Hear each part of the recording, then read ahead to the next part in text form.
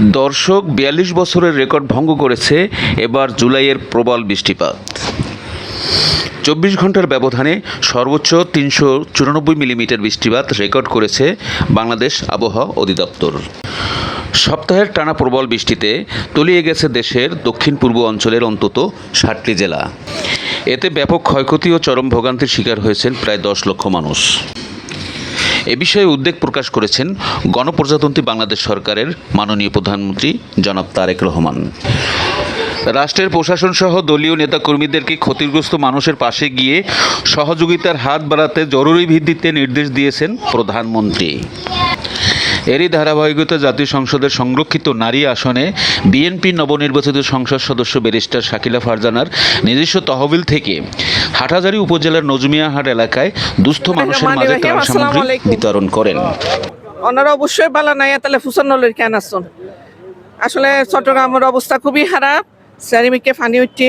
তো সেই ক্ষেত্রে আসলে আর যিনি নির্বাচিত এমপি আছে তাই সরকারি অনুদান বেকেন পাই। তো সেই ক্ষেত্রে আসলে এই এলাকার এমপি ন বলি আতুন নিজের পার্সোনালি ব্যক্তিগত তহবিলতুন দন ফরের, যেহেতু আর মাননীয় গণপ্রজাতন্ত্রী সরকারের মাননীয় প্রধানমন্ত্রী তাই আর বন্যা দুর্গত অবস্থা এলাকা লইয়ারে তাই খুব চিন্তিত এবং তাই নির্দেশনা বলতে যে যার মতো করে সহযোগিতা করে মানুষের ফাঁসে থাই পেলাই এই সেই প্রধানমন্ত্রীর নির্দেশনা অনুযায়ী আর ব্যক্তিগত তহবিলতুন ওনারে সামান্য ক্ষুদ্রতম মুখত হাসি ফুরাবার চেষ্টা করে দোয়া করিবেন আল্লাহ। আসসালামু আলাইকুম। এ সময় উপস্থিত ছিলেন উত্তর জেলা ছাত্র দলের যুগ্ম আহ্বায়ক এজিএম কিবরিয়া।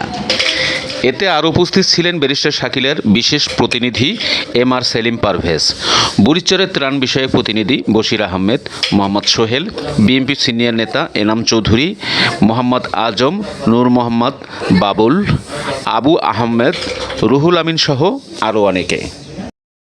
বিভিন্ন ভাইরাল ইনফেকশন আসে, আমাদের মাননীয় প্রধানমন্ত্রী অলরেডি চট্টগ্রামের প্রশাসনকে বলে দিয়েছে যাতে এই ধরনের